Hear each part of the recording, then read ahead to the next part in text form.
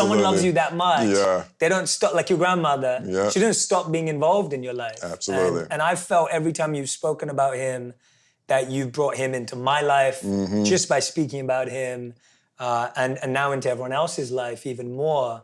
And you know, I'm sure, you know, obviously I can't speak on his behalf at all, but all I can say is that his energy is still in your life, Yeah, for sure. that's real. He lives through you. That is real. Yeah, it's beautiful.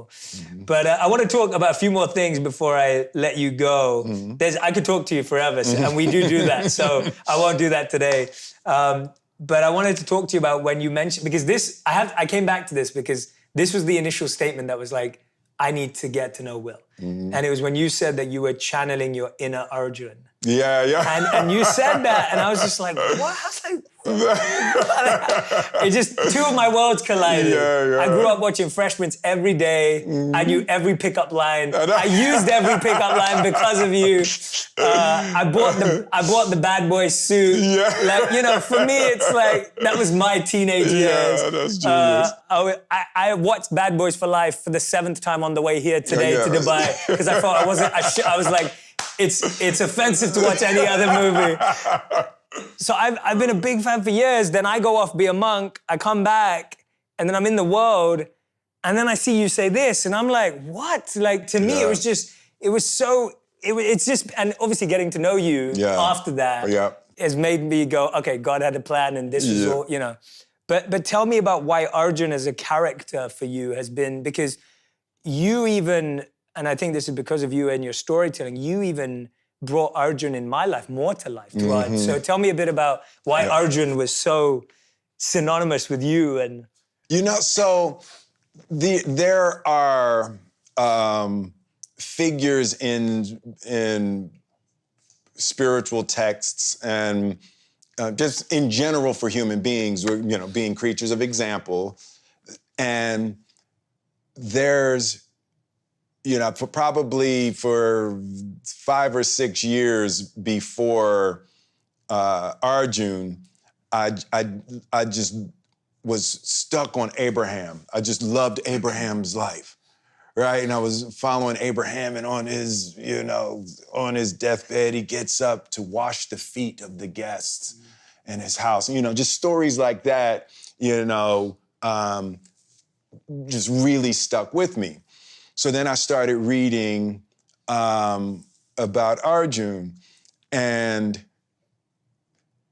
the circumstance that he was in, for people that don't know, Arjun is in a battle. His family has tripped out. He's a wonderful archer. He's the best archer in the world.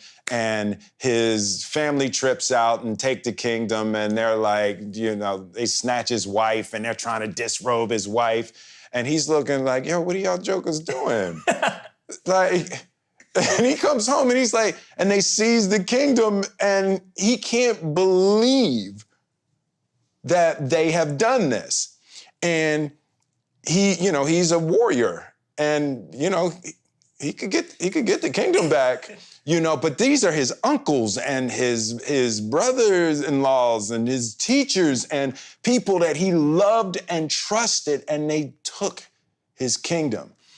And they prepared an army, and they're gonna fight Arjuna, and he's devastated that his family and his friends and all of that for material gain would do this to him, and he's deeply pious.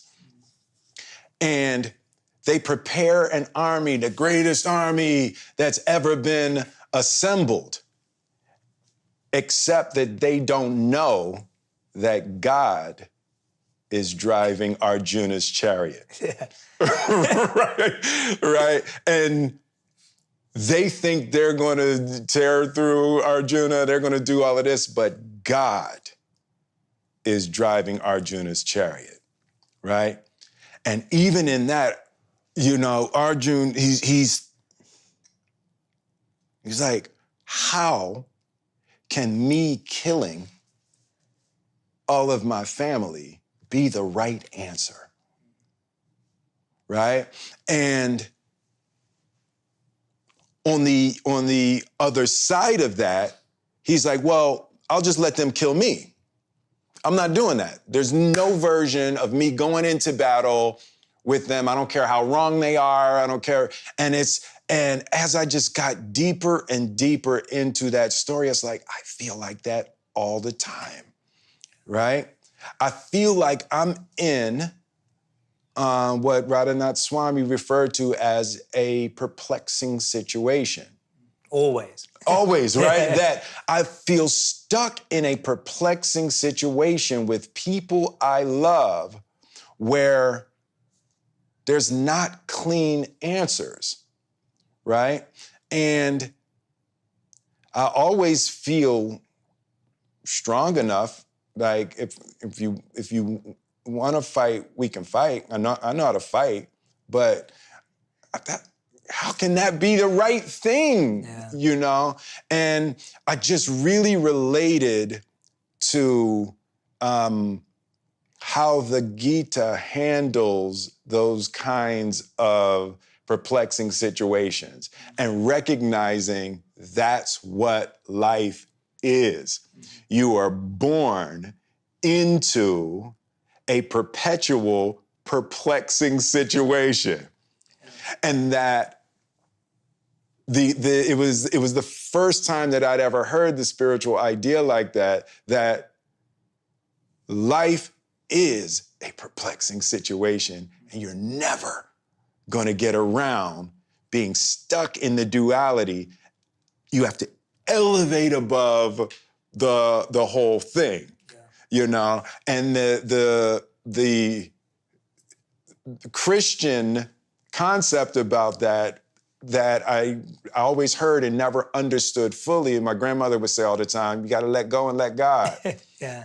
Right? Yeah. And it was like that. It just, you know, the Gita filled in that concept of what it really means. It doesn't mean don't do anything. Yeah.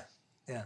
Let go and let God doesn't mean don't do anything. Yeah. It means do your divine duty, whatever that may be.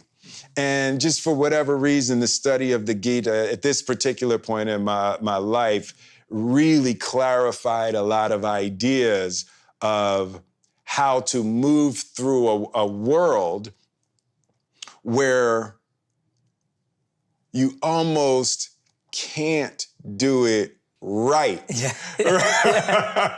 Right? And it's like there's God's playing a practical joke, right? And when you start seeing, you know, that there's a trick in there, you know, and the Gita illuminated that trick for me in a way. I was like, how could I be the biggest movie star in the world, be the best at all of this, and how you not love me?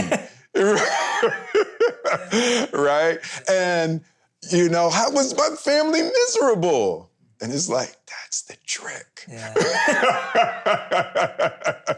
You know, that's the practical joke. That's beautifully explained. Because it's the perception of the right reaction. Yes. That's where we get lost, is that for us, going back to what you said at the beginning, you were like, there's no such thing as a bad experience. Right. We're looking at the result of our activities as a signal of how well we're living. Yes, absolutely. And that messes us up because the result of your activities is not under your control. Yes, absolutely. And so if you're living your life based on the result of your activities being a signal that you're successful, you're setting yourself up to, and all of us do it all the time. I was using Jada's reaction to my actions as a measure of the quality of my actions. Yeah. And one thing has nothing to do with the other. Yeah, absolutely. Right? And that's not what we're taught, right? And, you know, the concept that someone's reaction to your behavior is theirs, and your behavior is yours.